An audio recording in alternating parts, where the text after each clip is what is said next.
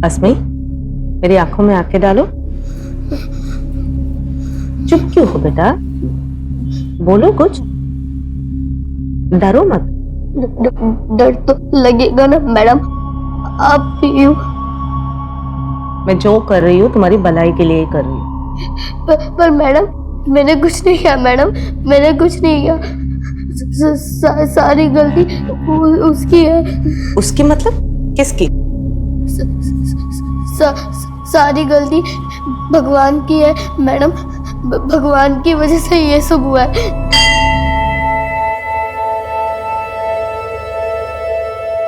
ऐसे क्या देख रहे हो बिना पलक झपकर?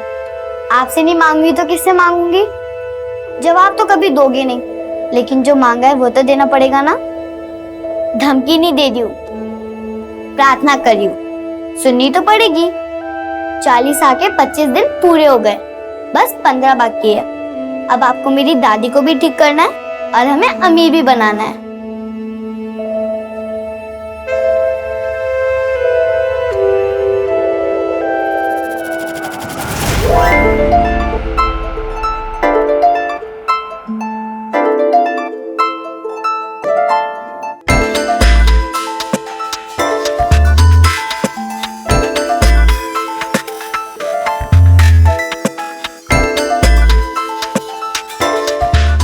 दूसरे के जूते में पैर जमाना आसान नहीं होता है जी। आपकी पुरानी वाली नौकरी ही अच्छी थी, आप उसके कहे पर मत जाइए, अपने हालात के हिसाब से चलिए कौशल जी। मैंने सब हिसाब लगा लिया है फरीदा। तरक्की का पहाड़ चढ़ना है तो जूते भी उसी हिसाब से पहनने पड़ेंगे। करिए जो करना है, लेकिन देखना एक दिन पछताएंगे आप। अपने पैरों पर खुद कुल्हाड़ी मार रहे हैं। अपने पैरों पर कुल्हाड़ी तो एक ही बार मारी थी मैंने, 12 साल पहले जब तुझसे शादी की थी।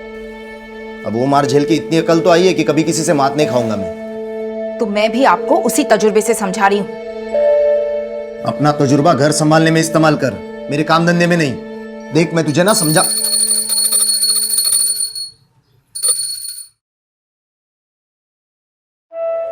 अरे अस्मी, सुबह से कहाँ गायब थी? आप शक्ल दिखा रही है। क्या अस्मी सुबह से बाहर थी और तुम्हें कोई फिक्र ही नहीं है? खेलने गई थी। और आपको कब से पड़ी है अस्मी की? घर आके ये तक तो पूछा नहीं कहाँ है वो। टेंशन मत लो, आ गई आपकी जुबान।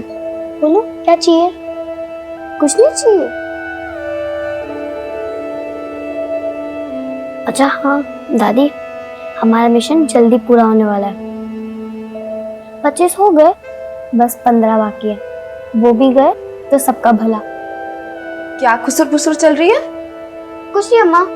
अच्छा चल कुछ खा ले, खेल खेल के भूख नहीं लगती तुझे? नहीं अम्मा, आज मुझे बिल्कुल भूख नहीं है, क्योंकि आज मुझे इतनी खुशी है कि मेरी भूख मरी गई। ऐसे क्या खुशी मिल गई तुझे? हाँ, ये जूते कहाँ से लाई तू? ठीक है, अब मैं कुछ नहीं पूछूंगी तुमसे, पर तुम्हें मेरी एक बात माननी पड़ेगी। तुम ये सारी बातें ना पुलिस नहीं, मैंने कुछ नहीं किया मैडम। डरने की कोई बात नहीं। नहीं मैडम, मैंने कुछ नहीं किया मैडम, मैंने कुछ नहीं किया मैडम। नहीं, चुप हो जाओ, मैं जो बोलूंगी वही करना पड़ेगा, समझ रहे हो? सॉरी, बैठो। देखो हस्मी, मैं तुम्हारी भलाई के लिए ही कर रही हूँ। अब जो मैं बोलूंगी वही करना पड़ेगा।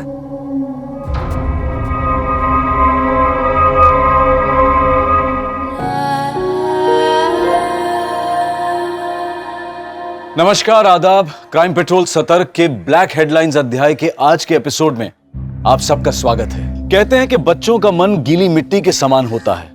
अगर अच्छाई के सांचे में ढालो तो वो हमेशा सही रास्ते पर ही चलेंगे, पर बच्चों को बहकाकर उनसे गलत करवा लेना भी एक विपरीत कला है।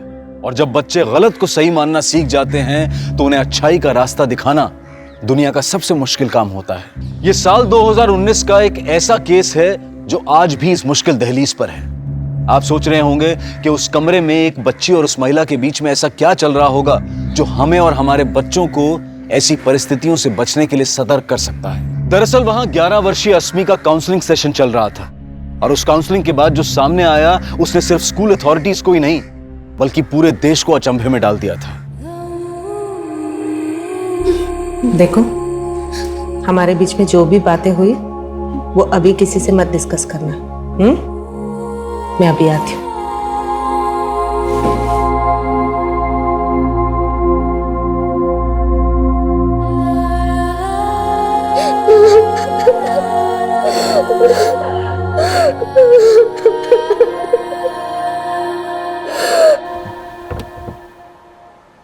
Nandini ji, how was the session? 1 minute sir, बहुत अर्जेंट कॉल करना है।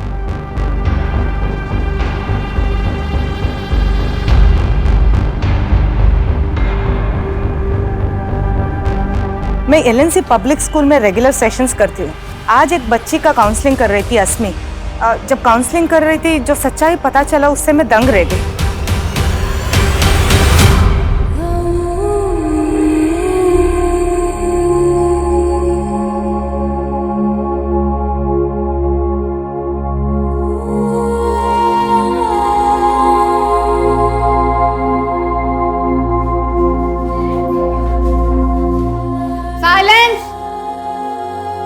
अस्मी बेटा, इधर आना मेरे पास।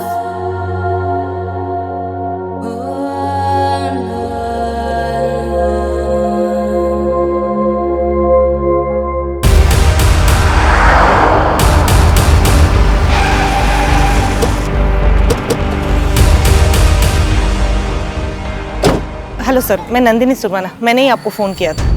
वो बच्ची अस्मी कहाँ है? अब वो अपने क्लासरूम में है सर। मैंने उसको समझा दिया है कि वो किसी से कुछ ना कहे। मैंने स्कूल अथॉरिटीज़ को भी कुछ नहीं बोला है।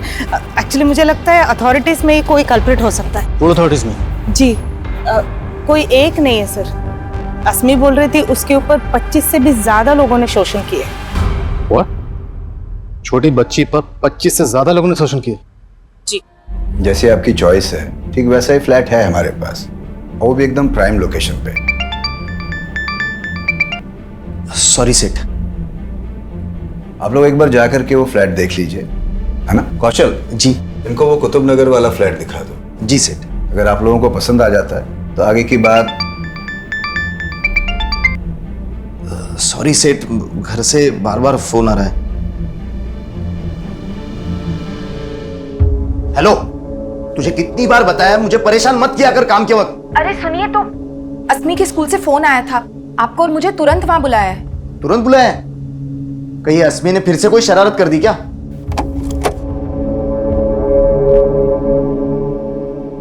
अस्मी, बैठो। आपने मुझे जो जो बोला है ना, वो सब ये अंकल को बता दो। डरो मत। बोलो बेटा। तो डरने की जरूरत नहीं है। हम यहाँ पर आपकी मदद करने आए। आप हमें सब कुछ सच सच बताओ। मुझे घर जाना है। मुझे घर जाना है। आपको घर जाना है ना, अम्मा पापा के पास, है ना? तो उनको तो हमने यही बुलवा लिया है। अभी आपसे मिलवा देंगे उनको। लेकिन पहले आप हमें बताओ कि आपके साथ क्या गलत हुआ, किसने गलत किया, कौन थे वो लोग, क्या नाम है?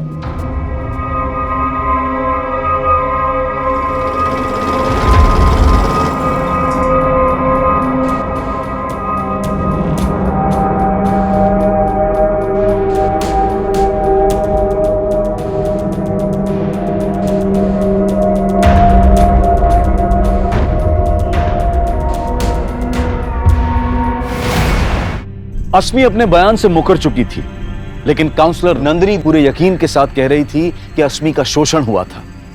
आखिर क्या वजह थी कि अस्मी अपने बयान से मुकर रही थी?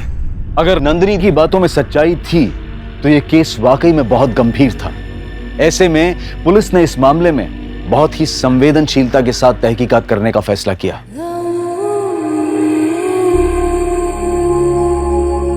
बच्ची के साथ कुछ गलत हुआ या नहीं हुआ, ये पता लगाना हमारी ड्यूटी है। मेडिकल करवा ले। हो सकता है अस्मी डर की वजह से सच ना बोल पा रही। सर देखिए, पहले कम तमाशा नहीं हुआ है हमारे बेटी के साथ।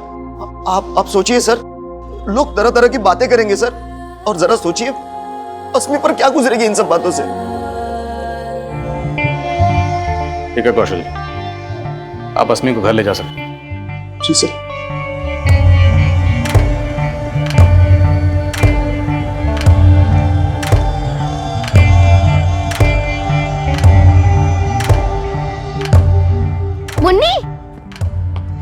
देख कितने सुंदर जूते हैं। हाँ कितने सुंदर हैं। इसका कलर भी बहुत अच्छा है। तेरे पापा ने सिलवाए?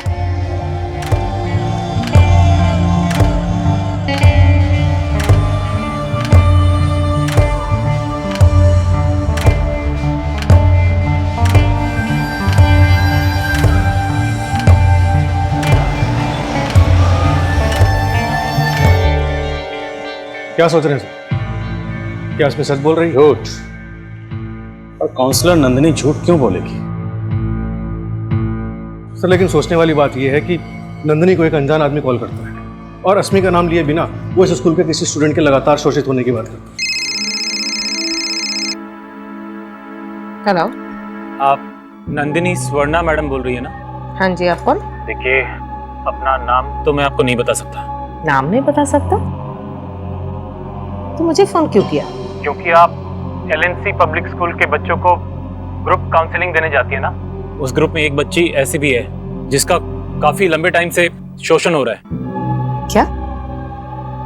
किस बच्चे के बारे में बात कर रहे हो आप? अब ये तो आपको ही पता लगाना होगा मैडम। हेलो। और सर नंदिनी इतने सारे स्टूडेंट्स में सिर्फ अस्मी को फिगर आउट करती है। पिछले सेशन में मैंने एक टॉपिक डिस्कस की थी, गुड टच और बैड टच। याद है आप सबको? अच्छा, आज तक उस सेशन के बाद किसी ने बैड टच महसूस किया है?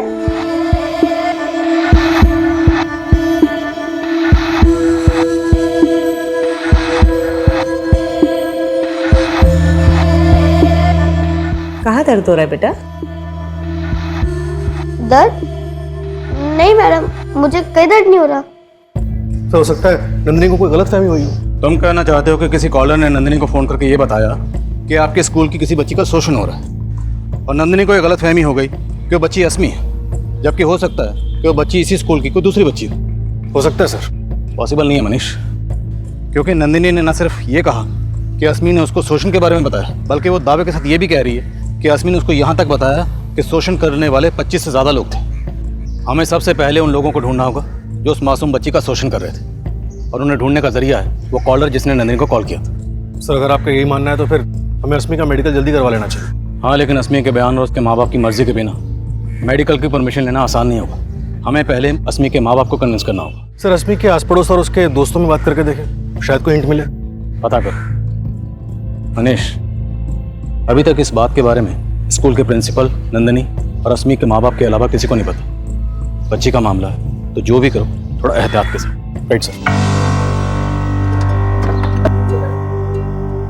अस्मी, अब रोने से क्या होगा?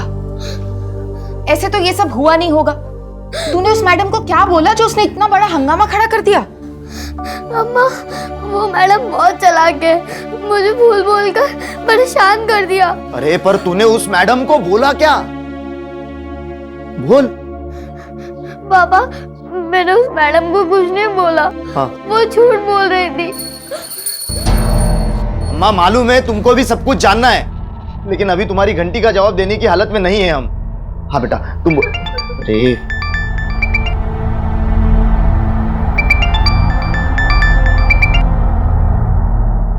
हाँ, हेलो कौशल, तू 1 घंटे का बोल के गया था ना? तू अभी तक से ऑफिस नहीं आया? हाँ सेठ, मैं वो क्या मिमिया मत। अभी के अभी तो अगर ऑफिस नहीं आया ना तो दोबारा आने की जरूरत भी नहीं है। सर मैंने तब भी बोला था, जिस आदमी ने मुझे फोन किया था उसके बारे में मुझे कुछ नहीं पता है, पर उसने जो बोला था वो सही निकला। और नंदिनी जी, अगर आप सही बोल रही हैं, सच बोल रही हैं तो सर मैं 100% सच बोल रही हूँ। अस्मी ने आपको यही बोला था कि उसके साथ 25 लोगों ने? सर 25 से भी ज्यादा लोग सर। एग्जैक्टली यही बोला था कि 25 से ज्यादा लोग?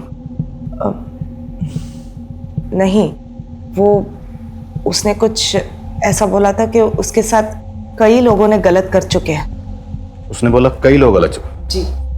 तो आपको ये कैसे लगा कि फिर 25 लोग हो सकते हैं, उससे ज्यादा लोग हो सकते हैं? सर वो बात करते वक्त कुछ 25 करके बोली, फिर चुप हो गई, तो मैंने अंदाजा लगाया। तो आपका कोई और अंदाजा जिससे हमें उन 25 लोगों के बारे में कुछ पता चल सके, उनका नाम, कोई क्लू? नहीं सर मैं जानने की बहुत कोशिश की थी, पर अस्मी ने हाँ सर, वो बात करते वक्त उसने किसी का नाम लिया था शायद। किसका नाम? बल्लू, बल्लू या बल्ली, ऐसा कुछ। और ये नाम आपको अभी अचानक कैसे याद आ गया? सर उस टाइम पे इतना सब कुछ हो गया था और ये नाम को लेके मैं उतना श्योर भी नहीं थी, पर वो कुछ बल्लू या बल्ली ही था। अभी आप श्योर? यस सर, पर उसने एक ही बार बोला था, फिर उसके बाद उसने किसी के बारे में कुछ नहीं बताया।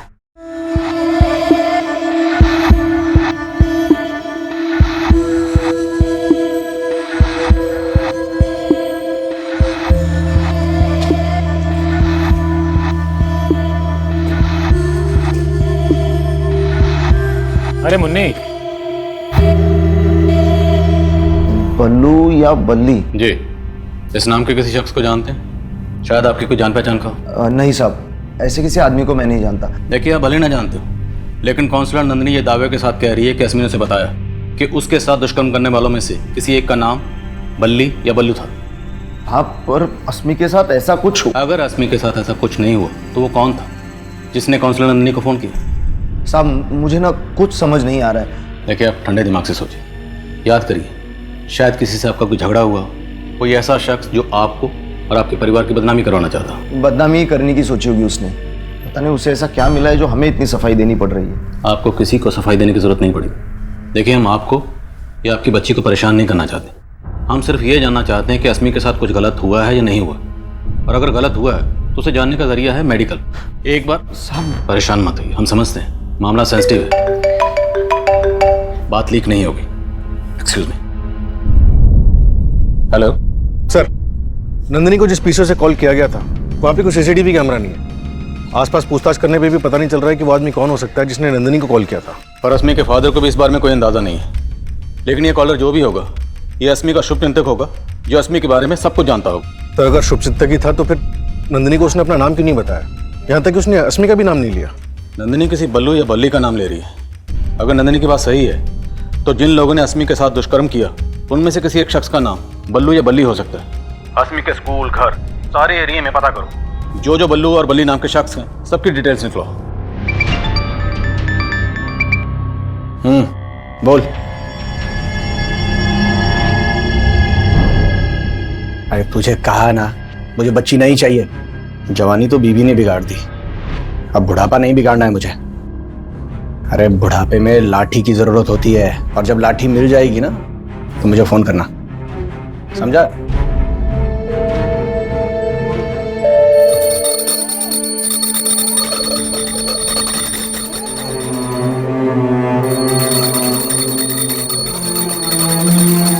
अम्मा, सिर्फ आप ही नहीं है अस्मी की फिक्र करने को, मैं भी उसकी अम्मा हूं।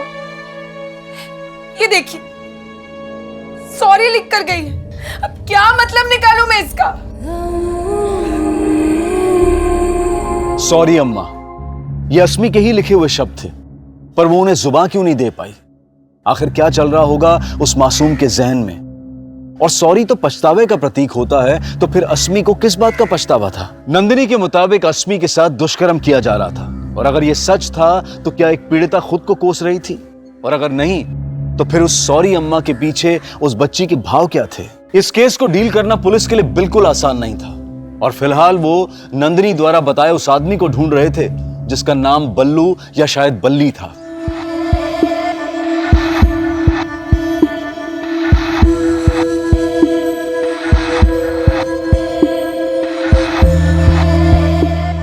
जी नहीं, फिलहाल अस्मी ने कुछ एक्सेप्ट नहीं किया, लेकिन नंदिनी ने जो किया है वो। एक मिनट, चाय।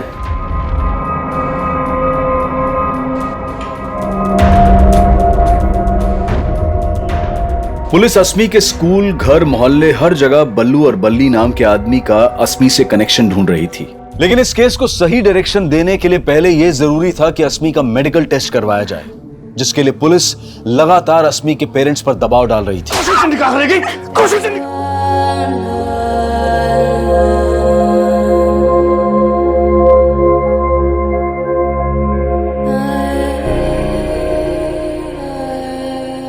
अभी अभी हम कभी पीछे मुड़ के नहीं देखेंगे फरीदा। हम साथ मिलके ये घर बसाएंगे अपने होने वाले बच्चों के साथ।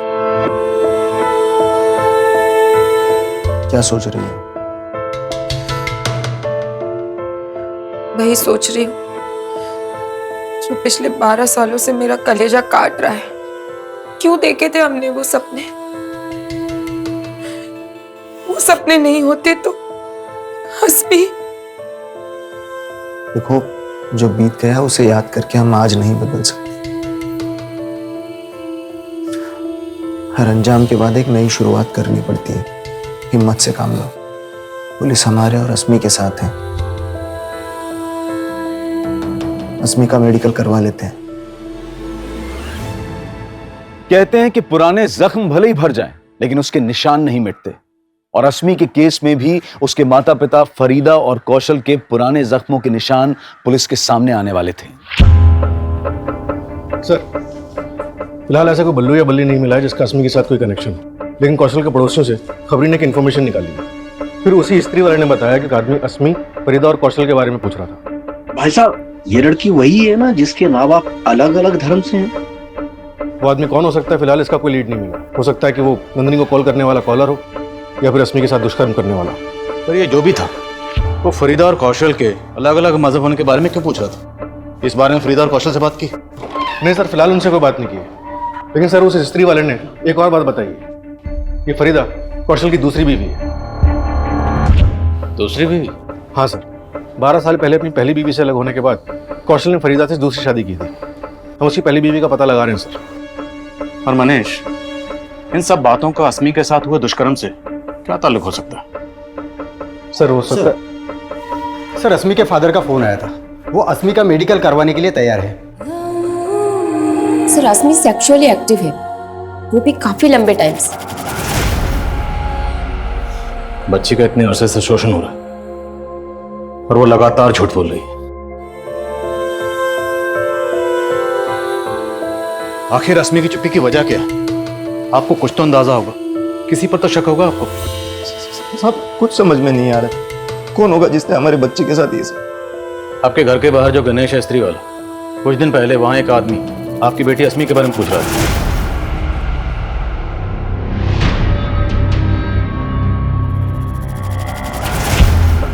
कौन आदमी? और ये तो गणेश भी नहीं जानता, लेकिन वो जो भी था, वो इतना जरूर जानता है कि शादी से पहले आपका और आपकी बीवी दोनों का मजहब अलग था। हो सकता है वो आपका या आपकी बीवी का कोई ऐसा रिश्तेदार हो जो नहीं चाहता था कि आप दोनों की शादी हो। साहब, ऐसे तो फरीदा के भाई को एतराज था हमारी शादी से, लेकिन उनकी तो डेथ हो गई है। और आपकी पहली बीवी, उसे कोई एतराज नहीं था, आप उसे छोड़ के फरीदा से शादी कर रहे थे। साहब, सरिता से मैं डिवोर्स ले चुका हूँ। डिवोर्स की वजह जान सकता हूँ? साहब, हमारे बीच बनती नहीं थी। देख रही है, थक करके काम से लौटाओ, पानी तक नहीं दे सकती। तुमको नहीं दिख रहा है मैं भी काम कर रही हूँ, खुद भी तो ले सकते हो ना। हाँ, चाय भी मैं ही बना लेता हूँ, रात का खाना भी बना लूंगा। हाँ तो ठीक है ना, बना लो। तुम्हारी बीवी हूँ, नौकरानी नहीं। क्या कहा तूने? बीवी? अरे बीवी कहलाती है, लेकिन एक बच्चा नहीं दे सकती मुझे। तो आपकी पहली बीवी सरिता से डिवोर्स लेने की एक वजह यह भी थी कि उसे बच्चा नहीं हो रहा था। सबसे बड़ी वजह सरिता का स्वभाव था साहब। बहुत झगड़ालू थी वो, और ये 12 साल पहले की बात है साहब। इससे अस्मी के साथ जो है उससे क्या वास्ता? सर, शायद कोई वास्ता हो। वो आदमी जिसके बारे में गणेश बता रहा था, हो सकता है कौशल की पहली बीवी के साथ उसका कोई ताल्लुक हो। उस आदमी को ढूंढना तो पड़ेगा, और उस कॉलर को भी जिसने काउंसलर नंदिनी को फोन किया था। वो वाकई अस्मी का शुभचिंतक है, जिसे शायद पता है कि अस्मी के साथ ये दुष्कर्म किसने किया था। सर, लेकिन कॉलर को ढूंढने को जरिया भी तो नजर नहीं आ रहा। मनीष, जरिया ढूंढना पड़ेगा, क्योंकि कोई एक बल्लू या बल्ली नहीं है, 25 से ज्यादा लोग हैं जिन्होंने बच्ची के साथ दुष्कर्म किया। और ये कोई भी हो सकता है, अस्मी के मोहल्ले, रिश्तेदारों में, स्कूल में से कोई भी हो सकता है। घुस जाओ और पता लगाओ सबका। मैं काउंसलर नंदिनी से मिलता हूँ, शायद उससे कोई क्लू मिले। सर, उस दिन जब मैं अस्मी से बात कर रही थी, वो एक ऐसी चीज बोली जो बहुत अजीब था। क्या बोला उसने? पहले तो लगातार बोल रही थी इन सब चीजों में उसकी कोई गलती नहीं है, फिर बाद में अचानक से उसने एक चीज बोला। सारी गलती भगवान की है। भगवान की गलती? हाँ सर, मैंने कोशिश की ये जानने के लिए उसने ऐसा क्यों बोला, पर उसने कुछ नहीं बताया। एक मासूम बच्ची है जिसके साथ 25 से ज्यादा लोग दुष्कर्म कर रहे थे, उस गलती को भगवान की गलती क्यों बोलेगी? सर पूछताछ में ये भी सामने आया कि अस्मी अक्सर एक मंदिर जाया करती थी। मंदिर? सर अस्मी के स्कूल में एक पियोन है जिसका नाम बल्लेश्वर है, और पता चला कि उसके घर वाले उसे बल्ली भी कहते हैं।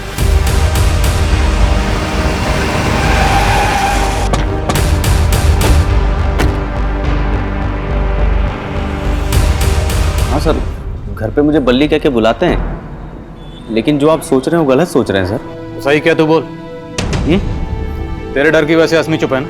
सर आप गलत सोच रहे हैं, मैं वो नहीं हूँ। सही बोल रहा है, क्योंकि तू अकेला नहीं था, तेरे साथ और भी बहुत लोग थे। कौन थे बोलो? मुझे क्या पता साहब, मैं बेकसूर हूँ सर। ऐसे नहीं माने भाई, लेके जा। चल। व्हाट? आपके स्कूल की एक बच्ची का शोषण हो रहा है और लंबे अरसे से हो रहा है, लेकिन आपको कोई आइडिया नहीं कौन रिस्पॉन्सिबल है। देखिए सर, हम अपने स्टूडेंट के सिक्योरिटी का पूरा ख्याल रखते हैं, हमें उनकी प्रॉब्लम पता है, इसलिए तो हम उनको रेगुलर काउंसलिंग करवाते हैं। लेकिन सर आप जो कह रहे हैं वो सुन के तो मैं खुद हैरान हूँ। हाँ सर जी, अस्मी आया करती थी पहले यहाँ, और तो और वो यहाँ आने के लिए 40 भी रखती थी। 40 आके 25 दिन पूरे हो गए, बस 15 बाकी है। अब आपको मेरी दादी को भी ठीक करना है और हमें अमीर भी बनाना है। फिर अचानक से उसने यहाँ आना छोड़ दिया। यहाँ आना छोड़ने की कोई और वजह तो नहीं है पुजारी जी? कोई और वजह? मैं कुछ समझा नहीं साहब। उस बच्ची का एक लंबे समय से शोषण हो रहा था, जिसका दोषी वो भगवान को मानती है। कहीं उसके दोषी का आपसे या फिर यहाँ पे रहने वाले किसी और से कोई लेने देना तो नहीं है? ये कैसी बात आप कर रहे हैं? यहाँ पर ऐसा कोई नहीं है, और ये भगवान का घर है। भगवान का घर है तो कौन है जिसको वो दोषी बता रही है? सर अस्मी को देख के मुझे कभी ऐसा नहीं लगा कि उसके साथ कुछ ऐसा हुआ होगा। आपको नहीं लगा होगा, लेकिन कोई तो होगा जिसको इस बारे में पता होगा। सर अब ये मैं कैसे बता सकती हूँ? आप अस्मी की क्लास टीचर हैं, तो आप इतना तो जानती ही होंगी कि ऐसी कौन सी फ्रेंड है जिसके अस्मी काफी क्लोज है। अस्मी आपकी बेस्ट फ्रेंड है। बेस्ट फ्रेंड तो एक दूसरे सब कुछ शेयर करते हैं ना। अस्मी ने कभी आपको बताया कि उसके साथ कुछ गलत हो रहा है? नहीं अंकल, मुझे कुछ नहीं पता।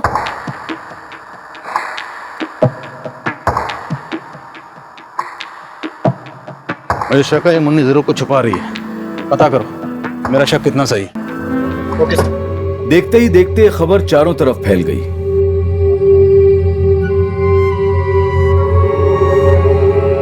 पूरे देश में हलचल का माहौल पैदा कर दिया था।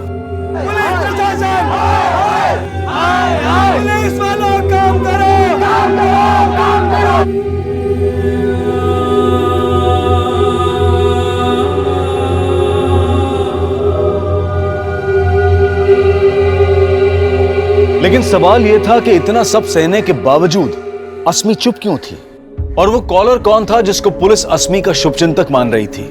और अगर वो शुभचिंतक था तो फिर वो सामने क्यों नहीं आ रहा था? देखिए, अपना नाम तो मैं आपको नहीं बता सकता। और वो कौन था जिसके बारे में गणेश ने बताया था? इन सभी कड़ियों को जोड़ने के लिए पुलिस अब कौशल की पहली बीवी सरिता से भी मिलना चाहती थी।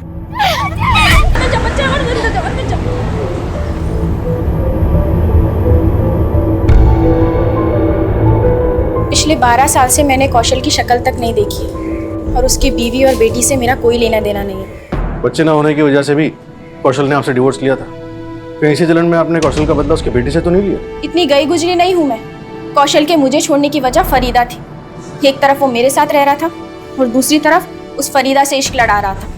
और वो फरीदा, वो भी कुछ कम नहीं थी। जैसे कौशल ने मुझे छोड़ा, उसने भी अपने पति को छोड़ा था। क्या ये कौशल से फरीदा की दूसरी शादी थी?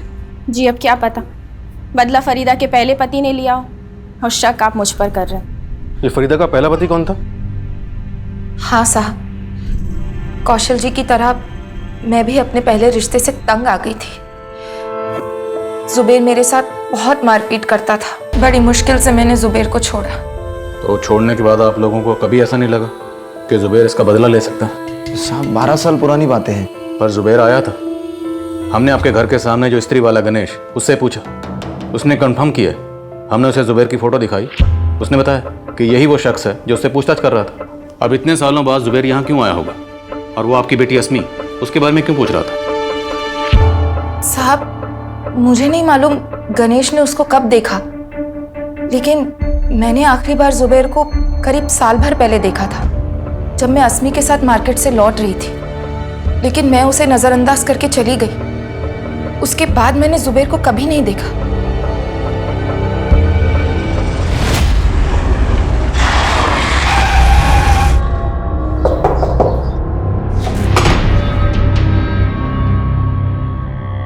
जी सर, वहाँ तो मैं अपने काम से गया था। मुझे तो पता भी नहीं था फरीदा वहाँ रहती है। अचानक मेरी नज़र उस पर पड़ी, लेकिन तू फिर भी वहाँ गया? सर मैंने कहा ना, मैं काम के सिलसिले में वहाँ बार बार जाता रहता हूँ। अगली बार जब गया तो मैंने उस लड़की को देखा, तो मैंने उसके बारे में पूछ लिया। सिर्फ पूछा ही नहीं, तूने कौशल और फरीदा से बदला लेने के लिए उनकी बेटी अस्मी के साथ दुष्कर्म करने का प्लान भी बनाया। कैसी बात कर रहे हैं सर? जिस दुष्कर्म का इल्जाम आप मुझ पर लगा रहे हैं, कौशल तो उसे मेरी बेटी समझता है। तेरी बेटी?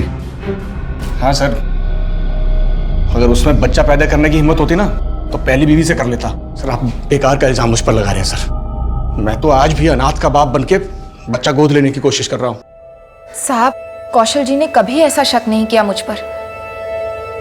अब तो मुझे भी पक्का लग रहा है कि जुबैर हमसे बदला लेने के लिए ऐसी बातें कर रहा है। कहीं ये जुबैर हमको घुमा तो नहीं रहा? उठा के तोड़े सर उसे, हो सकता है। सर अस्मी की फ्रेंड मुन्नी के बारे में हमने पता किया। मुन्नी का उसके फादर के अलावा कोई नहीं है। और सर कुछ दिन पहले तक अस्मी मुन्नी के घर में आया जाया करती थी, लेकिन अभी नहीं आती। तुम कहना चाहते हो कि मुन्नी अगर कुछ छुपा रही है तो अपने फादर की वजह से छुपा रही है? मैं स्कूल जाऊंगी तो पुलिस अंकल फिर से वही सवाल पूछेंगे, इसलिए अब मैं स्कूल ही नहीं जाऊंगी पापा। नहीं मुन्नी, तुम स्कूल जाना नहीं छोड़ सकती। तुम्हें डरना नहीं है, हिम्मत से काम लेना है, समझी?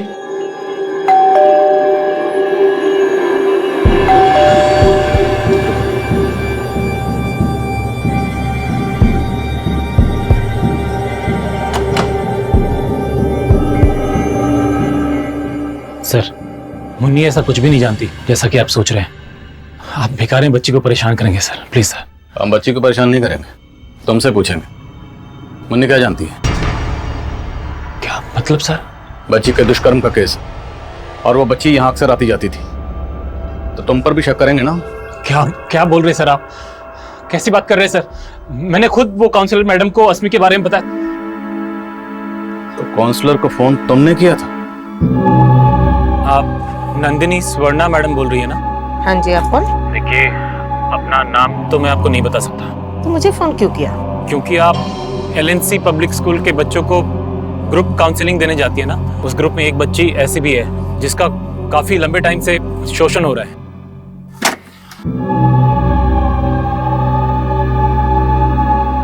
मैंने जानबूझ के अपना नाम नहीं बताया था क्योंकि मुझे लगा वो सब बातें उठेंगी तो फिर मुन्नी को भी आपके सवालों के जवाब देने होंगे सर। इसका बुरा असर पड़ता उस पर। मैं नहीं चाहता था सर। तो तुम्हें ये सब बातें किसने बताई? मुन्नी ने? हाँ सर, अस्मी ने सिर्फ मुन्नी को ही वो सारी बातें बताई थी। अंकल, अस्मी मेरी बेस्ट फ्रेंड है, लेकिन एक बार मेरी उससे खट्टी हो गई थी। मुन्नी, देख कितने सुंदर जूते हैं। वाह, कितने सुंदर हैं। इसका कलर भी बहुत अच्छा है। तेरे पापा ने दिलवाए? तो फिर सीक्रेट है, मत बता। अब मैं तुझसे तभी बात करूंगी जब मेरे भी पैरों में ऐसे जूते होंगे। मेरे पापा दिलवाएंगे मुझे। मुन्नी, तेरे पापा तुझे इतने महंगे जूते दिलवा सकते हैं, लेकिन मेरे नहीं। मंदिर के बाहर मिले थे, मन किया कि एक बार पहन लूं, तो पहन के आ गई। तूने चोरी की? मेरे पापा कहते हैं जो बच्चे चोरी करें उनसे दोस्ती मत करना। मुन्नी, मुन्नी! मैंने जब उससे बात करना बंद किया तो उसको बहुत दुख हुआ। तेरी बारी। मुन्नी, मुन्नी, मुन्नी, प्लीज मुझे माफ कर दे। मुझसे कट्टी मत हो। तेरे अलावा मेरा और कोई दोस्त नहीं है। अगर तू मुझे अपना दोस्त मानती है तो प्रॉमिस कर, आज के बाद ना तो चोरी करेगी और ना ही झूठ बोलेगी। प्रॉमिस। अस्मी मेरे साथ बहुत खुश थी, पर अचानक से वो अपसेट रहने लगी। फिर अस्मी ने अपनी तकलीफ के बारे में मुन्नी को बताया और मुन्नी ने मुझे बताया। सर, पहले तो समझ में नहीं आया मैं अस्मी की मदद कैसे करूं। फिर मुझे ध्यान आया कि नंदिनी जी तो उसी स्कूल में काउंसलिंग के लिए रेगुलरली जाती है, इसलिए सर मैंने उनको फोन करना ठीक समझा। मुन्नी, आप और अस्मी बेस्ट फ्रेंड है ना? तो बेस्ट फ्रेंड तो एक दूसरे से झूठ नहीं बोलते, है ना? तो आप हमारे लिए अस्मी से एक बार फिर से पूछोगे कि उसे तकलीफ किसने दी, कौन थे वो लोग?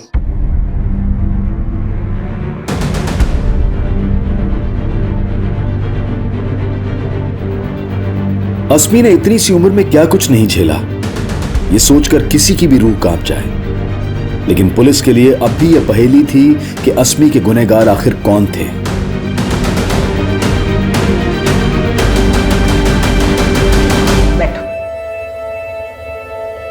मैडम, आप मुझे यहाँ पर क्यों लेकर आई है? आप मुझे पनिश करने वाली हैं?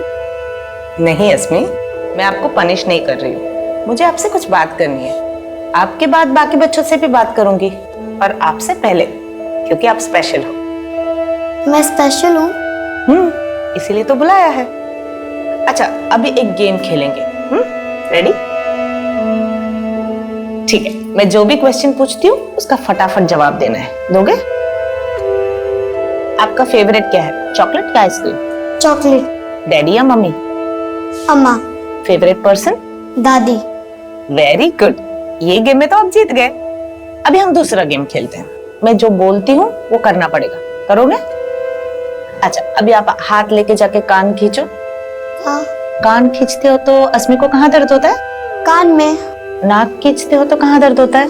नाक में। और खांसते हो तो कहाँ दर्द होता है? तो ये दर्द कहीं उस बैड टच की वजह से तो नहीं है जिसके बारे में मैंने पिछले क्लास में सारे बच्चों को बताया था? नहीं मैडम। यस भी और नो भी। मतलब ये दर्द उस बैड टच की वजह से है, पर आप मुझे बताने से डर रहे हो, है ना?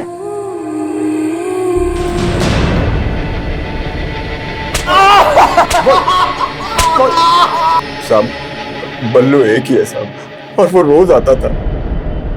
बल्ली नाम का तो कोई भी नहीं है। नहीं साहब, साहब नहीं साहब, साहब साहब साहब साहब अशफाक सेठ की गलती है साहब। साहब उसी ने मेरी बुद्धि खराब की।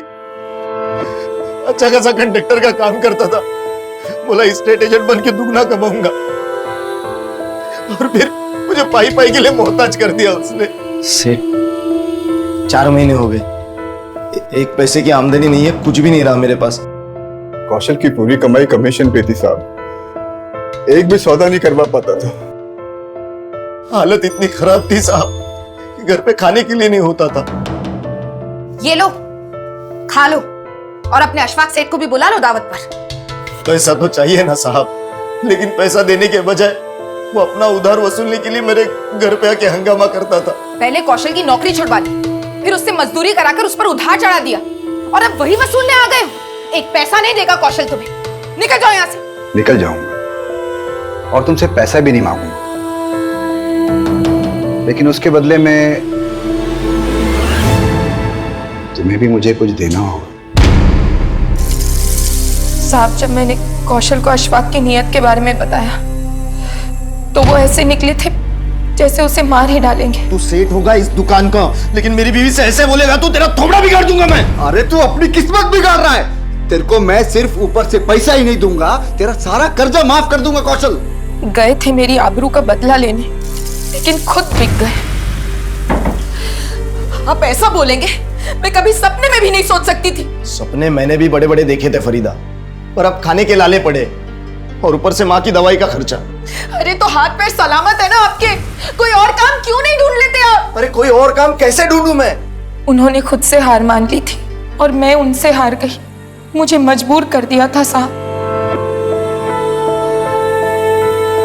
आए दिन मुझे अशफाक के पास जाना पड़ता था, और कौशल ने धीरे धीरे मेरे अपमान में ही अपनी आराम की जिंदगी ढूंढ ली थी। और जब अशफाक का मन मुझसे भर गया तो वो... अगर तेरे को 5,000 चाहिए ना, अपनी बेटी को भेज देना। मैं इसके खिलाफ थी, लेकिन फिर हार गई। उस राक्षस के पास भेजने के लिए कौशल अस्मी को भी हमारी गरीबी का वास्ता देने लगा साहब। गरीबी का वास्ता देकर तुम लोगों ने अस्मी को यह पट्टी पढ़ाई कि वो जो कर रही है सही कर रही है, और अपना गुनाह छुपाने के लिए उससे चुप रहने का नाटक भी करवाया। पर तुम्हें यह अंदाजा नहीं था कि अस्मी का दर्द बांटने वाली उसकी सहेली भी है, मुन्नी, जिसको अस्मी ने सब कुछ बता दी। उस मासूम बच्ची के जहन में तुमने जो उल्टी सीख भरी, उसे मिटाना कितना मुश्किल होगा इसका अंदाजा है तुम्हें? तुम मां हो ना उसकी, दोनों ने मिलकर उस बच्ची की जिंदगी बर्बाद कर दी।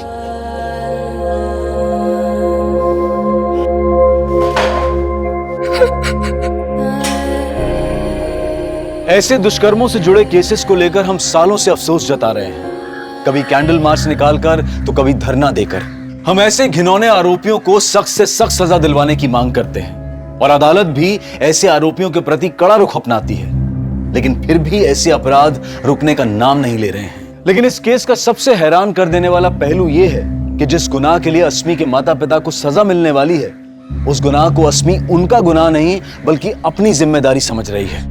उसका सॉरी अम्मा लिखने का भाव भी ये था कि वो मासूम समझ रही थी कि वो सारी बातें सबके सामने लाकर उसने अपने पेरेंट्स का भरोसा तोड़ा है, इसलिए वो सॉरी फील करती है। अब सोचिए कि उस बच्ची को समझाना क्या आसान होगा कि उसके माता पिता उससे कुछ भी सही नहीं करवा रहे थे। और मान लीजिए कि अगर एक उम्र के बाद उसको एहसास होता भी है कि उसके माँ बाप उसका शोषण कर रहे थे, तो उसके दिल पर क्या गुजरेगी?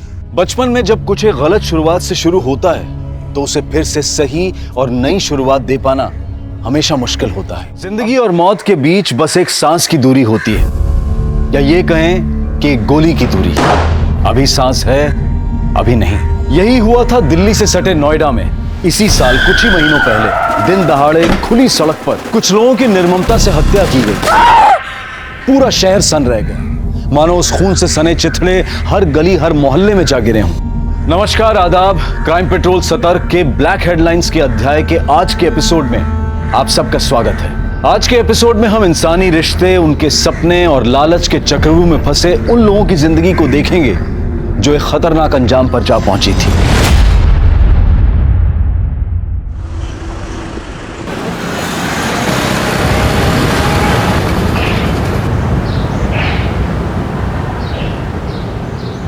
अम्मा, ये लो आपका आटा। अरे बेटा, बहुत जल्दी आ गया। चक्की में भीड़ नहीं थी क्या? अम्मा, अपने लिए कैसी भीड़? हम जहाँ खड़े होते चक्की की लाइन वहीं से शुरू हो जाती है। टीवी ज्यादा मत देखा कर, माथा खराब होने लगा है तेरा। माँ, अब ज्ञान देना शुरू मत करो यार। अच्छा ये सब छोड़, जल्दी से हाथ मुंह धो ले, मैं तेरे लिए गरम गरम फुलके डालती हूँ, तुझे बहुत पसंद है ना? हाँ ठीक है।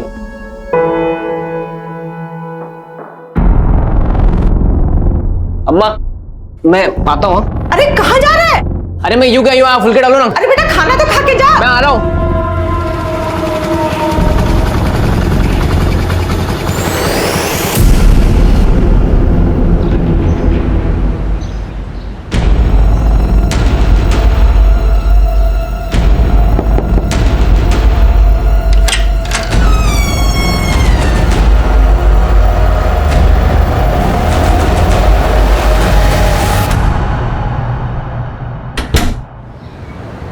एक्शन।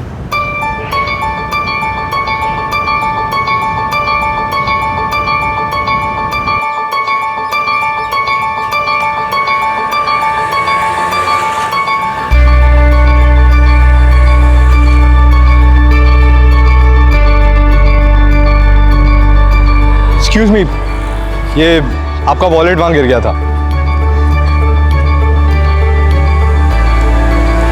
अंकल, माँ के ऑपरेशन के ना 10,000 रुपये चाहिए, कहीं से अरेंज करा दो। माँ का ऑपरेशन नहीं हुआ तो माँ मर जाएगी। अरे वाह रोहित, बहुत कमाल का वीडियो बनाया है। Thank you. वैसे कुछ तो बात जरूर है तुममें, तभी तो तुम्हारे सोशल मीडिया में लाखों में फॉलोअर्स हैं। ऐसी इंस्पिरेशनल वीडियोस बनाकर टिंग टोंग का स्टार बनाऊं मैं ना इसको अभी ऐप पर डाल देता हूँ, तो ये कल तक वायरल भी हो जाएगी। और उस पे पहला लाइक और कमेंट मेरा ही होगा। अच्छा मैं निकलता हूँ, फिर मैं बाद में आता हूँ। बाय, मैं निकलता हूँ। अच्छा ठीक है।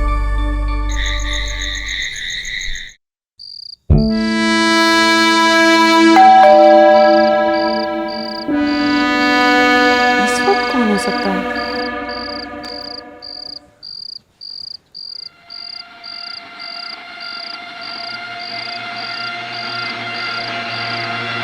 कौन है?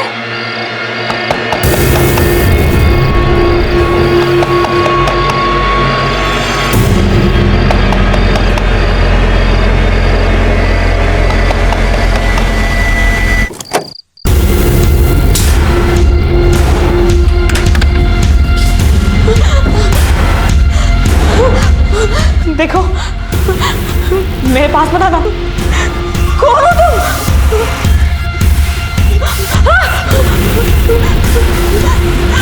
प्लीज छोड़ दो मुझे, प्लीज मुझे छोड़ दो।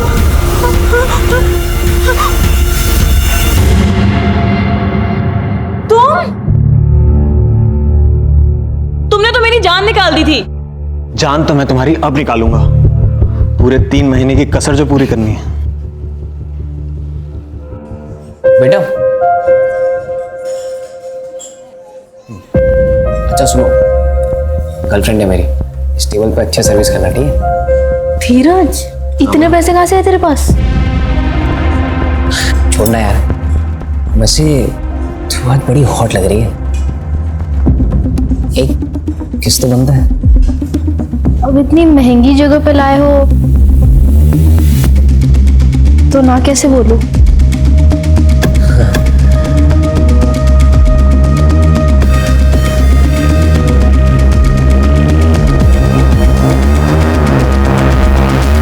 अरे बस बस, सारी कसर तुम्हें आज ही पूरी करनी है क्या? थोड़ा रेस्ट भी कर लो। अच्छा, तुम्हारे लिए कुछ खाना बनाऊं? क्या खाओगे तुम?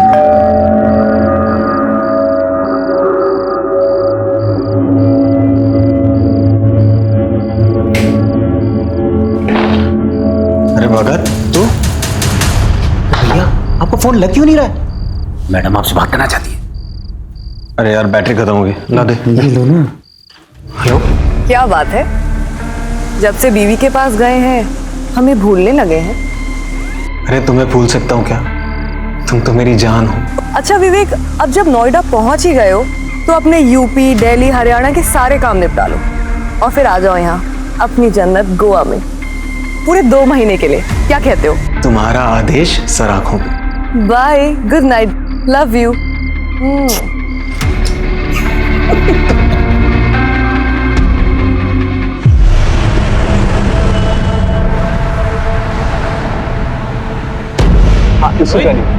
रोहित, विवेक भैया आए थे क्या? वो तो अभी निकले, वो इस तरफ गए। अरे यार, अब मैं कैसे जाऊं? उनका फोन भी नहीं लग रहा। मेरी बाइक ले जाओ ना, हेलमेट भी है उस पे। ये लो चाबी।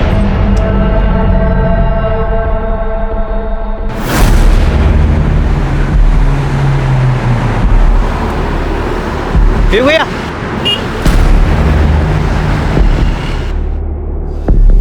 क्या हुआ भगत? भैया, ठाकुर अभी अभी निकला है।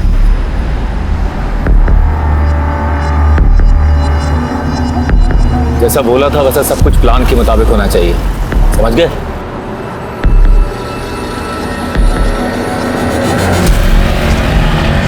मदन का बोला उसको, आगे मोड़ पे खड़ा है।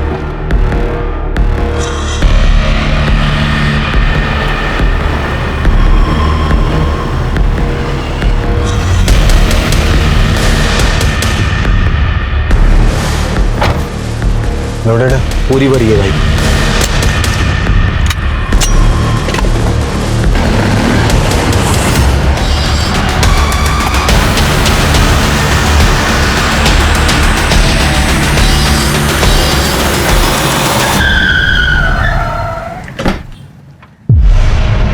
बाहर निकल, बाहर निकल।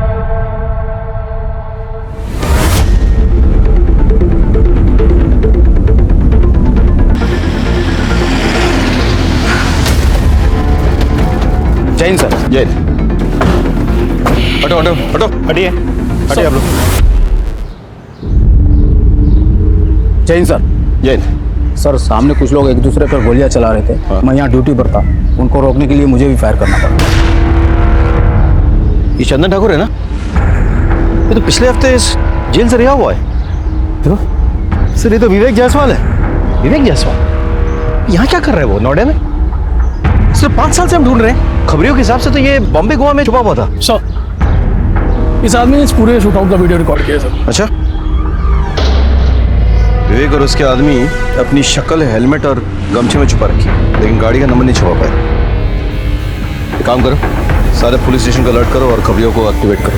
विवेक को देखकर तो ऐसा कभी नहीं लगा कि वो एक शातिर अपराधी है, तो फिर क्यों उसने दिन दहाड़े भरी सड़क पर ठाकुर की जान लेने की कोशिश की और खुद मारा गया? दिन दहाड़े खुली सड़क पर जो भयंकर हत्याकांड हुआ था, वो क्या बस यहीं थम जाने वाला था? या फिर ये आने वाले तूफान का आगाज था? और कितनों का खून बहने वाला था? और कितनों के परिवार उजड़ने वाले थे?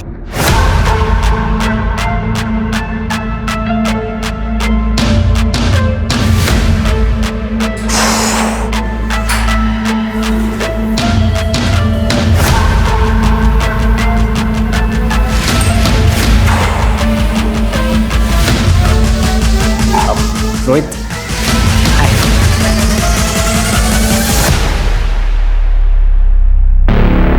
हाय, ये मेरी फ्रेंड है काजल। हाय काजल। हाय, मैं आपकी बहुत बड़ी फैन हूँ। Thank you so much. So Dheeraj, she is your normal friend और स्पेशल फ्रेंड? स्पेशल फ्रेंड मतलब मेरी गर्लफ्रेंड भाई। I thought so. देखिए, मैं आपकी तरह वीडियोस भी बनाती हूँ। Sure sure.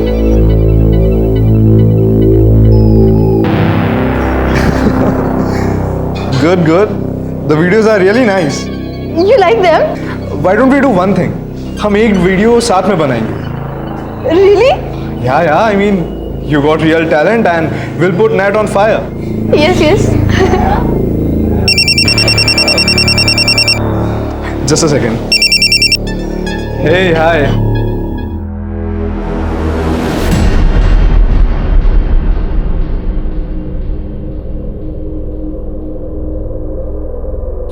क्या हुआ?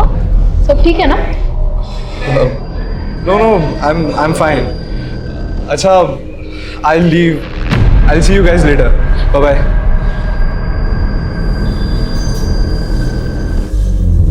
सर लगता है फिर से गैंग वॉर शुरू हो गया है। बात कुछ समझ में नहीं आई। विवेक लो प्रोफाइल रहकर वारदात करने में माहिर था। अगर उसे चंदन को मारना ही होता तो इस तरह से खुलेआम पब्लिकली सबके सामने क्यों? मतलब वो किसी सुनसान जगह में चुपचाप करता, ऐसे तो कुछ तो गड़बड़ है। हाँ, एक काम करो, विवेक का फोन चेक करो। हाँ, पता करो कि उसकी किससे बातचीत हो रही थी, किसके साथ उठना बैठना था, आजकल रह कहाँ रहा था। वो 5 साल से गायब था, वो अभी कहाँ रह रहा था वो? शायद वहां पे कुछ सुराग मिल जाए। तब तक मैं उनके बाप से मिलके आता हूँ। सर, इन लोगों का बाप कौन है? सरताज।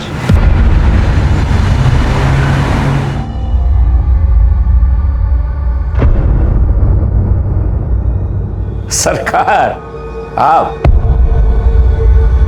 मुझे लगा ही था आप ही होंगे। अच्छा, भविष्यवाणी करने की दुकान खोल रखी है क्या? नोएडा में इतना बड़ा कांड हो गया, मुझसे मिलने तो आना ही पड़ेगा ना। मतलब खबर थी, यानी कि कांड तुमने करवाया? देखो सर, इस कांड में मेरा कोई हाथ नहीं है ये, लेकिन 2 साल पहले ठाकुर ने अपना खुद का काम शुरू कर दिया और जो काम मैंने विवेक को सौंप रखा था उसके धंधे में भी हाथ डाला। फिर दोनों दुश्मन हो गए। बस इससे ज्यादा मुझे कुछ नहीं पता। 24 घंटे की मोहलत देता हूं, तफसील से सारी जानकारी चाहिए मुझे। 24 घंटे।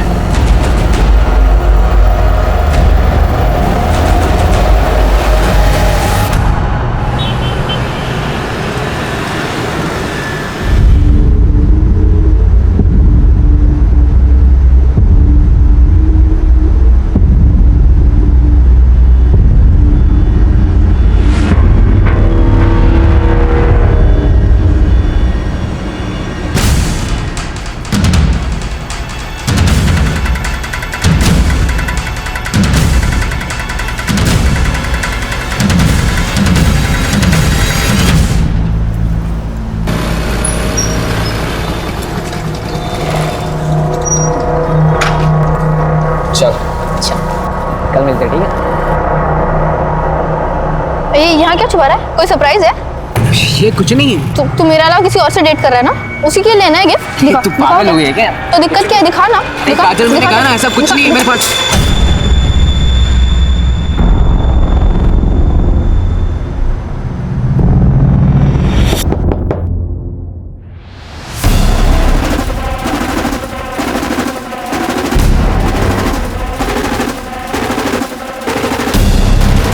अब तेरा मर्द बनने का टाइम आ गया है। तो पकड़। अरे मर्दानगी मुबारक हो।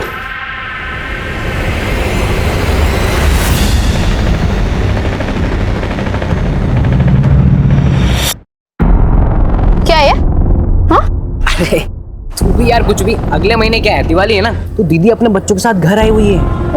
और अम्मा ने अपने भांजों के लिए कुछ खिलौना खरीदने के लिए गया है, तो बस वही हमने यही खरीदा है। मैं तो डरा ही दिया था। एक सेकंड, तुझे क्या लगा ये असली है? हाँ।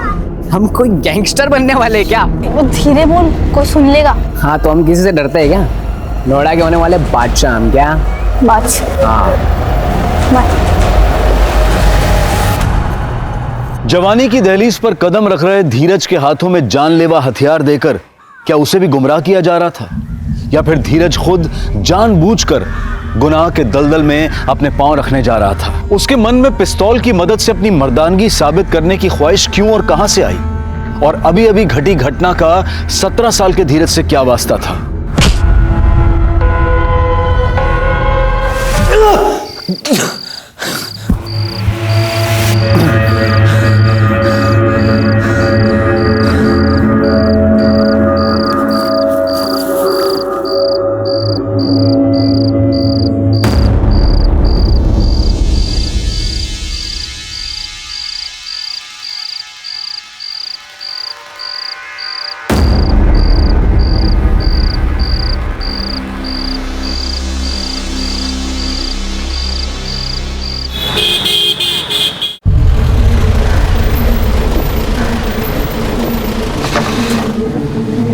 सर, विवेक जायसवाल के कॉल रिकॉर्ड्स। नोएडा सेक्टर 37 में रहता था विवेक जायसवाल? जी सर, कॉल रिकॉर्ड्स के मुताबिक पिछले 4-5 दिनों से रात भर उसके मोबाइल का लोकेशन वहीं का दिखा रहा है। पता करो वो किसके साथ रहता था, क्या क्या करता था? हाँ,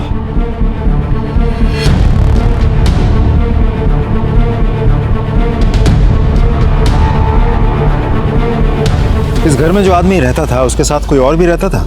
हाँ साहब, उनकी बीवी रहती थी, उनसे ज्यादा बातचीत नहीं थी हमारी। और दोनों के अलावा किसी और के भी आना जाना था? हाँ साहब, एक आदमी आता था। एक दिन मैं मार्केट जा रही थी तो उस आदमी के साथ में जाता हुआ मैंने देखा।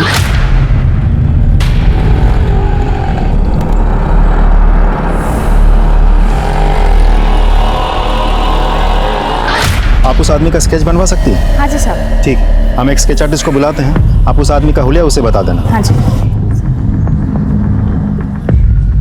सर, आपसे एक इंटरेस्टिंग इन्फॉर्मेशन शेयर करनी है। बोलो। जो आदमी विवेक की गैर मौजूदगी में भी उसके घर जाता था और जिसका आना जाना विवेक के बाद भी कुछ ज्यादा ही बढ़ गया था, पहचाना? भगत? ये तो विवेक का राइट हैंड मैन है। सर, इसे पैरोल मिली थी और ये भाग गया था। इंटरेस्टिंग। भगत? एक मिनट। हाँ मेरा बोलो। सर, सेक्टर 2 हत्याकांड में जिस कार का इस्तेमाल हुआ था उसकी डिटेल्स हमें आरटीओ ऑफिस से मिल गई है। वो कार किसी भगत के नाम पर रजिस्टर्ड है। भगत को ढूंढना जरूरी है। अच्छा, उसका मोबाइल नंबर रजिस्टर्ड है क्या? नहीं सर। बाइक के बारे में कुछ पता चला? सर, बाइक के बारे में अभी भी जानकारी हम निकाल रहे हैं सर, अभी आरटीओ ऑफिस में ही है। ठीक है ठीक है, ओके, कैरी ऑन। भगत को ढूंढना बहुत जरूरी है।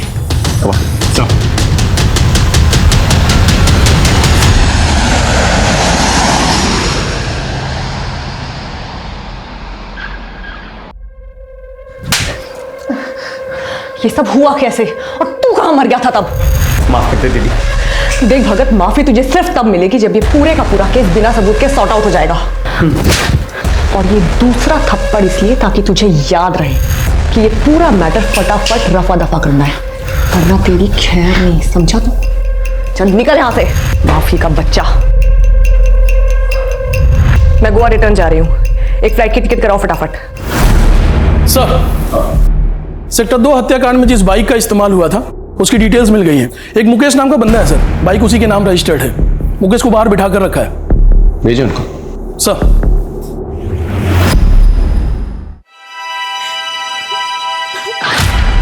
तुमने तो मेरी जान निकाल दी थी। जान तो मैं तुम्हारी अब निकालूंगा, पूरे 3 महीने की कसर जो पूरी करनी है।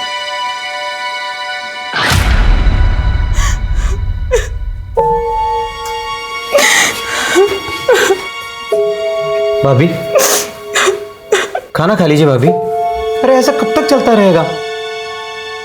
अगर ऐसे चलता रहा तो ये खूबसूरत चेहरा मुरझा जाएगा। अब किसके लिए अपनी खूबसूरती बचा कर रखूं? जिसके लिए सजती संवरती थी वो तो हमेशा के लिए छिन गया मेरे से। सर ये मुकेश और ये सुरेश है सर, ये दोनों फोटो स्टेट की दुकान चलाते हैं। इन्हें सेक्टर 2 वाले हत्याकांड का वीडियो दिखा।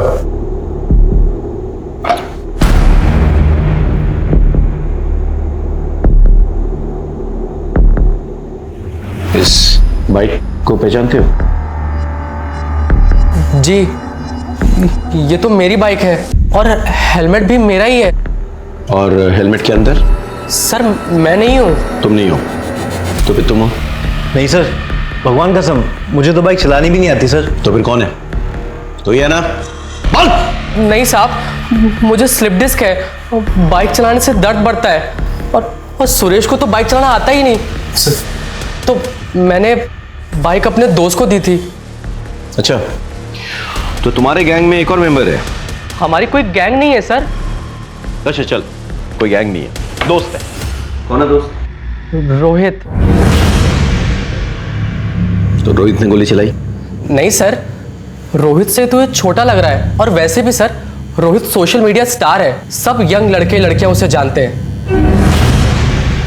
ये फोटो देख, जानता है इसे? हाँ, ये तो हमारे शॉप पे आते थे फोटो स्टेट कराने। क्या बात है सर जी, आप कब आ गए? बस कुछ दिन पहले। कैसा हीरो? बस मस्त भैया, आपका आशीर्वाद है। मुकेश ये ले, इसकी 3 कॉपी कर दे। तो इस नामचीन गैंगस्टर को जानते हो तुम? दोस्ती है तुम्हारी? नामचीन गैंगस्टर? नहीं सर, ये तो विवेक भैया है, ये तो बड़े शरीफ आदमी थे। इस शरीफ आदमी से तुम्हारी पहचान किसने करवाई? सर रोहित ने मिलवाया था। रोहित कहाँ पे है? नहीं पता सर। सर मैं फोन करता हूँ। स्पीकर पे डाल। जी sir. The number you are trying to call is currently switched off. Please try again later. दोनों को बिठा के रखो और रोहित का पता लगा। चलो। धीरज, मैंने तुझे जो घोड़ा दिया था ना, अब उसका इस्तेमाल करने का वक्त आ गया है। ये दोनों मेरे आदमी हैं, दीपक, सपरू। ये तेरे साथ जाएंगे तेरा जिगरा देखने के लिए। जी भैया। और उसका सेक्टर 2 हत्याकांड में सर जिस बाइक का इस्तेमाल हुआ था, वो बाइक गोल मंदिर के पीछे एक दुकान है उसके सामने से मिल गई है। ये उस दुकान की सीसीटीवी फुटेज है सर।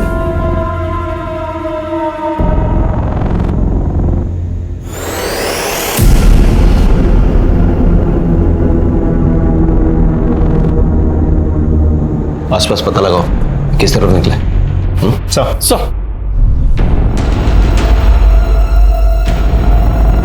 सुनिए जरा, इस आदमी को देखा है? हाँ सर, ये आदमी यहाँ पर आया था, मुझे लेके वहाँ से एक बंगले में गया, वहाँ से एक मैडम लिए, सेक्टर नंबर 10 में लोग को छोड़ा नहीं। तुम्हें इतना सब कुछ कैसे याद है? सर वो मैडम बहुत रो रही थी, इसीलिए मुझे याद है। अभिषेक,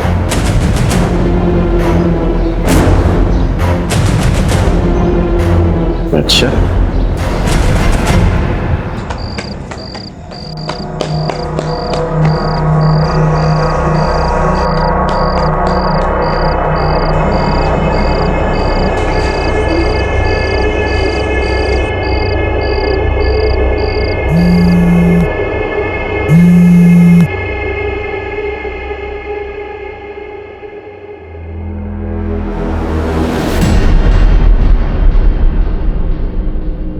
हेलो।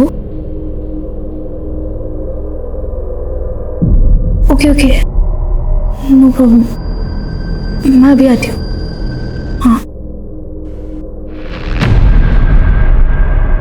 हाँ हेलो अंकल, वो आपकी दुकान पे ना मेरी पर्स रह गई है, घर की चाबी भी उसी में है। माँ जगराते गई है, घर देर से लौटेगी। अब घर कैसे जाऊँ समझ ही नहीं आ रहा। नहीं आपको यहाँ आने की कोई ज़रूरत नहीं है, मैं आती हूँ ना, मैं आपके घर आके दुकान की चाबी ले लूँगी, दुकान से अपनी पर्स लेके आपको चाबी लौटा दूँगी। हाँ ओके थैंक यू अंकल। मासूम काजल घर पे होने के बावजूद झूठ बोल रही थी। क्या वो इस केस से जुड़ी किसी बात को छुपा रही थी या किसी नए अपराध का खुद शिकार बन रही थी? मामला दिन ब दिन बिगड़ता जा रहा था। रागनी,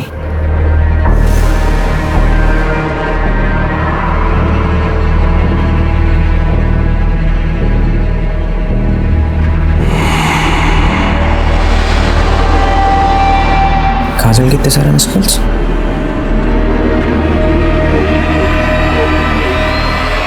हाँ काजल,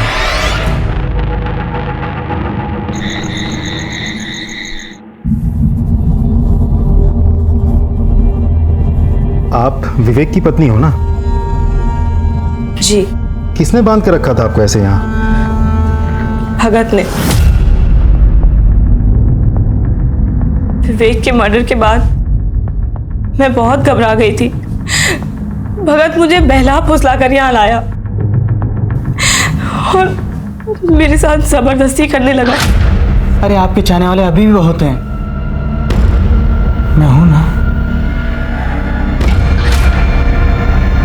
जब मैंने उसे रोका तो उसने मुझे यहाँ बांध के रख दिया। आप चंदन ठाकुर को जानती हैं? जी। चंदन ठाकुर और विवेक के बीच में क्या दुश्मनी थी? चंदन ठाकुर एक बार हमारे घर आया था। विवेक! चले किधर? ये जाओ उधर। विवेक! कौन है आप लोग? अरे बाहर निकल! ये घर में कैसे घुसा है? बाहर निकलिए, चलिए बाहर निकलिए। विवेक कहाँ है? आप लोग पहले घर से बाहर निकलिए। तेरे से जितना पूछ रहे हो उतना जवाब दे। विवेक कहाँ है? वो इस वक्त घर पे नहीं है, आप लोग घर से बाहर निकलिए फौरन। विवेक के साथ फेरे क्या पड़े? बहुत जुबान चलने लगी तेरी। हाँ? देखो, अपनी औकात में रह, समझी? बदतमीजी से बात मत करो मुझसे। बदतमीजी? ये ले, क्या करी बोल? बदतमीजी मत करो मुझसे। बदतमीजी तो अब बताता हूँ तुझे क्या बोलती। इसे कहते हैं बदतमीजी, समझी? और विवेक आया तो कह देना कि तेरे तो कपड़े फाड़े हैं, उसे पूरा चीर दूंगा, समझी? जब मैंने विवेक को सारी बातें बताई तो विवेक चंदन पे बहुत गुस्सा हुए थे। चंदन ठाकुर ने तेरे साथ बदतमीजी की है ना, उसे मैं तेरे सामने घसीट कर लेकर आऊंगा। तेरे पैरों पे गिर के वो नाक रगड़ के माफी मांगेगा। विवेक मुझसे बहुत प्यार करते थे। वो तो बस यही चाहते थे कि चंदन को मेरे सामने लेकर आए। चिंता मत करो, चंदन का मर्डर करके मैं एक और गैंग वॉर नहीं शुरू करूंगा, लेकिन उसको उसके किए की सजा मिलनी चाहिए, तभी मेरे मन को शांति मिलेगी। तुम सच कह रहे हो ना? तुम्हारी कसम। I am pregnant. क्या? ये बात तुमने मुझे पहले क्यों नहीं बताई? मैं बस यूं गया और यूं आया। तुम फिक्र मत करो, चंदन ठाकुर पहले तुमसे माफी मांगेगा, फिर हम सेलिब्रेट करेंगे।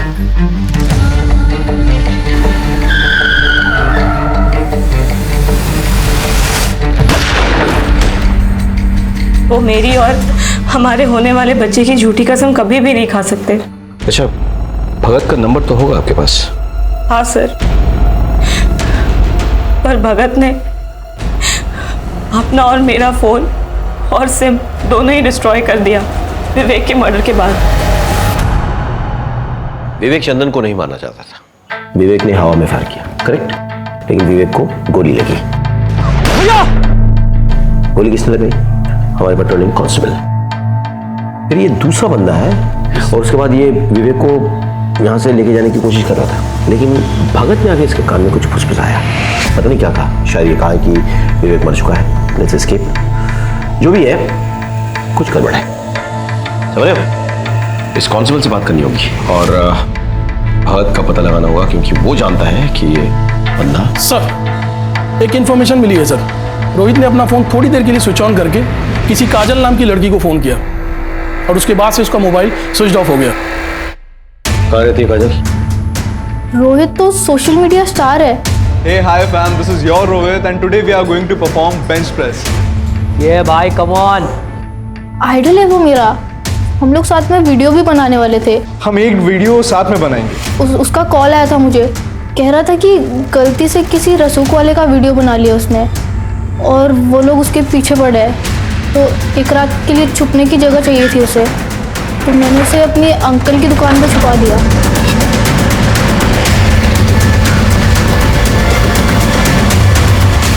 कौन से? ये दुकान है। शटर खोलो।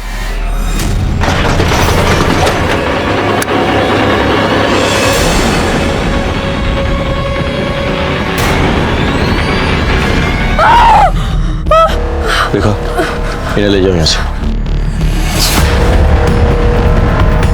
बहुत बेरहमी से मारा है। केस तो उलझ गया अभिषेक। बॉडी पोस्टमार्टम के लिए भेजो और सारे एविडेंसेस कलेक्ट करो। सोशल मीडिया स्टार रोहित की हत्या से चारों तरफ सनसनी फैल गई। डरे सहमे शहर में मानो आतंक फैल गया। सड़क पर हुए हत्याकांड की तहकीकात चल ही रही थी कि उसी केस से जुड़ी रोहित की हत्या ने इस पेचीदा केस को और भी उलझा दिया। किसी की जान लेने के लिए एक गोली भी काफी होती है, लेकिन जब गोलियों की बौछार करके किसी की हत्या की जाए तो इसका मतलब होता है कि मारने वाला या तो कुछ साबित करना चाहता है या फिर वो अपनी गहरी नफरत का इजहार कर रहा है। इस केस में वाकई हुआ क्या था, आइए देखते हैं। सर सेक्टर 2 शूटआउट में भगत शामिल था। रागिनी को बंधक भी भगत नहीं बनाया था। सर मुझे तो लगता है रोहित का मर्डर भी भगत नहीं किया होगा। भगत क्यों रोहित को मारना चाहेगा? सर भगत रोहित की बाइक लेके गया था। मेरी बाइक ले जाओ ना, हेलमेट भी है उस पे, ये लो चाबी। तो हो सकता है रोहित के पास भगत के बारे में कुछ ज्यादा ही जानकारी थी जो आगे चल के भगत के लिए खतरनाक साबित हो सकता था। भगत वैसे भी हमसे भाग ही रहा था, हमारे रडार पे था वो। हम कैसे भी करके अगर रोहित तक पहुंच जाते तो शायद रोहित भगत के बारे में सारी जानकारी हमें दे देता और भगत का गेम ओवर हो जाता। अच्छा, ये सेक्टर 2 शूटआउट में जो कांस्टेबल इन्वॉल्व था वो कब आ रहा मिलने? सर वो कल सुबह पुलिस स्टेशन आ रहा। सर चंदन ठाकुर ने मुझे 2 लाख रुपए देने का वादा किया कि जब विवेक उसे किडनैप करने आएगा तो मैं उसे मार दूं। और सर जब वो विवेक उसे किडनैप करने आया, उसने पहले हवा में फायर किया और मैंने मौका पाते ही विवेक पे गोलियां दाग दी और ऑन द स्पॉट मर गया। मगर ये मदन गड़बड़ कर गया, इसने डर के मारे चंदन पे गोलियां चला दी सर, और वो भी वहीं मर गया। जो मेरे पैसे तो नहीं मिले सर, अब मेरी नौकरी भी जाएगी सर। प्लीज सर, गलती होगी सर। क्या इस प्लान में विवेक की पत्नी शामिल थी? और इसका list sir, please sir, forgive me sir. Ragini ji, जब भगत आपको यहाँ से ले गया और बंधक बना के रखा, तब उसकी बातों या चाल से आपको कुछ अंदाजा हुआ कि वो कहाँ जाने वाला था, किससे मिलने वाला था, क्या करने वाला था? जी नहीं। याद कीजिए रागिनी जी प्लीज। जाने से पहले आखिरी बार उसने आपसे क्या कहा था? यही कि मैं 2 पैक मार कर आता हूं, फिर तुझसे प्यार करता हूं जी भर के।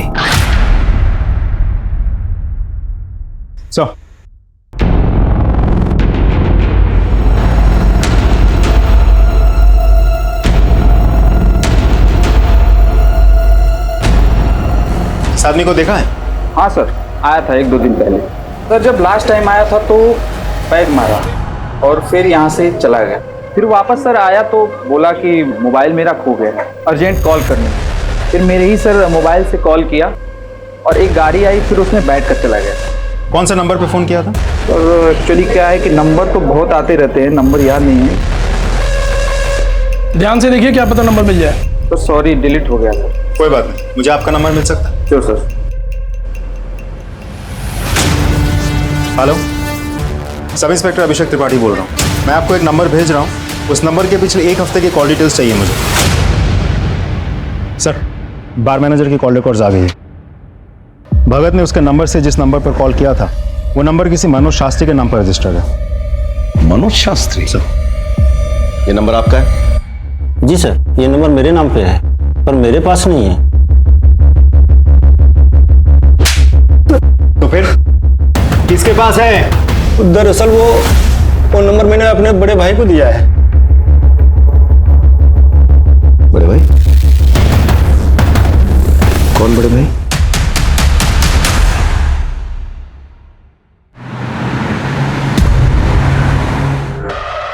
ग्रेटर नोएडा के पास जो गोडाउन्स हैं, उसमें गोडाउन नंबर 3 के पीछे एक छोटी सी रोड जाती है।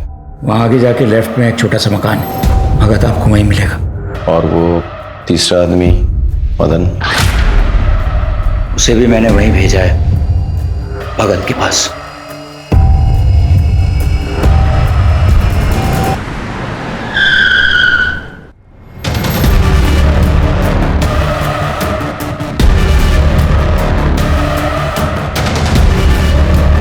ए भगत, पुलिस! सर वो रहे! ए, भाग! रुक! रुक! ए, रुक! ए,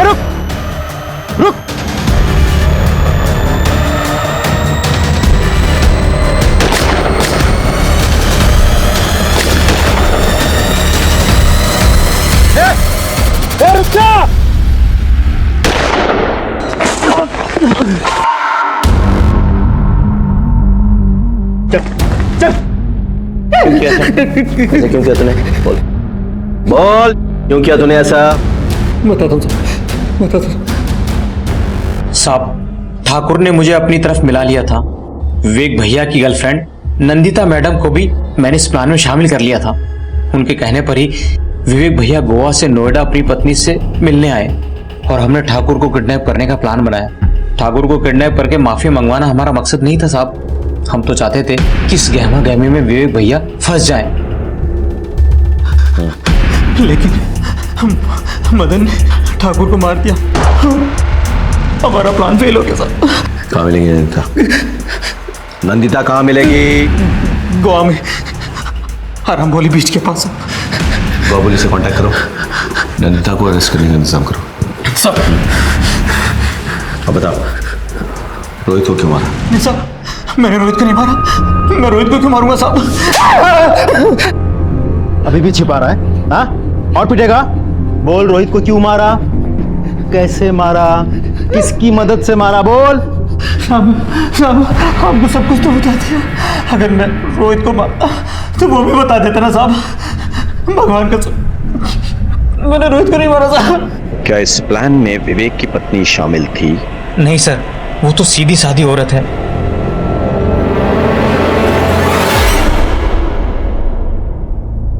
मुझे तो लगा था कि विवेक सिर्फ मुझसे प्यार करते हैं, लेकिन वो,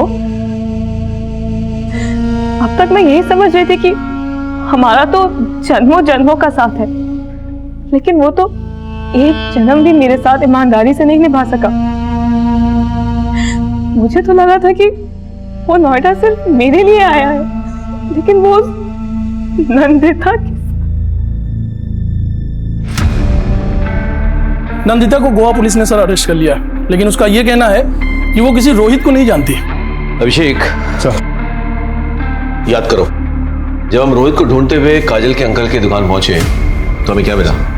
ताला टूटा हुआ था, यानी कि कोई जबरदस्ती दुकान में घुसाया था और उसने रोहित को मार डाला। लेकिन सोचने वाली बात यह है कि यह जगह रोहित की रोज के जाने वाली जगह नहीं थी। शायद वो पहली बार गया था, तो किसी को कैसे पता कि रोहित वहां है? Important point. ये सोचो कि काजल के अलावा और कौन जानता था कि रोहित उस दुकान में छिपा हुआ है? रोहित दुकान में छिपा हुआ था, ये बात तुम्हारे अलावा और किसी को पता था? नहीं सो। आयशा, हाँ। अच्छे से याद करके बताओ, शायद तुमने किसी और को बताया हो। नहीं सर। हाँ, मैंने ये बात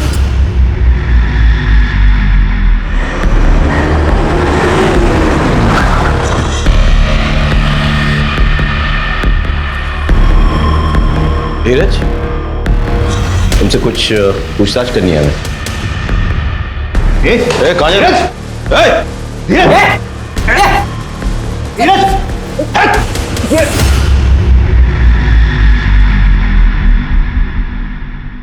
सर मैं सच बताता हूँ, मुझे माफ कर दीजिए सर। मैं बस दबंग बनना चाहता था। क्यों? क्योंकि गली मोहल्ले में आते जाते लोग मुझे परेशान करते थे सर, मेरा मजाक उड़ाते थे और मैं कुछ नहीं कर पाता था। फिर मैंने एक दिन मंदी भैया को देखा, लोगों ने सलाम दुआ कर रहे थे, उनके पैर छू रहे थे। मैंने सोचा मुझे भी ऐसी इज्जत चाहिए, इसलिए मैंने उनसे दोस्ती कर ली। अपनी काबिलियत और मर्दानगी साबित करने के लिए उन्होंने मुझे रोहित को मारने का काम दिया। इसे जानता है? नहीं भैया। इसे मारना है, इसे ढूंढ और जैसे ही दिखे मुझे खबर कर। इत्तेफाक से रोहित को मेरी गर्लफ्रेंड काजल ने उसके अंकल की दुकान पर छुपा कर रखा था। धीरज, पता है आज क्या हुआ? क्या हुआ? वो सोशल मीडिया स्टार है ना रोहित, तुम्हारा दोस्त, उसका कॉल आया था मुझसे हेल्प मांग रहा था। उसे ना एक रात के लिए छिपने की जगह चाहिए थी, मैंने उसे छिपा दिया अपने अंकल की दुकान पे। मैं गया वहां पे, मैंने दुकान का ताला तोड़ दिया। धीरज तू? सर मुझे माफ कर दीजिए सर, सर मुझे माफ कर दीजिए। बताता हूँ साहब, वो रोहित एक नंबर का चीटर था साहब। उसने मुझसे 30 लाख रुपए लिए थे साहब, और अपने किसी दोस्त के नाम पर प्रॉपर्टी में इन्वेस्ट किया। वहां उसका पैसा डूब गया, और जब मैंने उससे अपना पैसा मांगा साहब मुकर गया साहब। वो साहब इसके लिए मैंने रोहित को धमकी दी, तो रोहित ने सरताज भाई और विवेक से प्रोटेक्शन लिया, लेकिन मैं घात लगाए बैठा हुआ था। शूट आउट में विवेक की मौत हुई, फिर उसे बचाने वाला कोई नहीं था साहब। और धीरज भी काफी दिनों से मेरे पीछे पड़ा हुआ था कि मुझे दबंग बनना है। मैंने सोचा कि जब पराई लाठी से सांप मरता है तो अपनी लाठी का इस्तेमाल करने की क्या जरूरत। तब मैंने धीरज को बोल दिया कि तू मार दे रोहित को। तुझे तो मैं ऐसी सजा दिलवाऊंगा, कोई भी कमीना कभी भी मासूमों को अपराध के राह पर डालने से पहले 10 बार सोचेगा।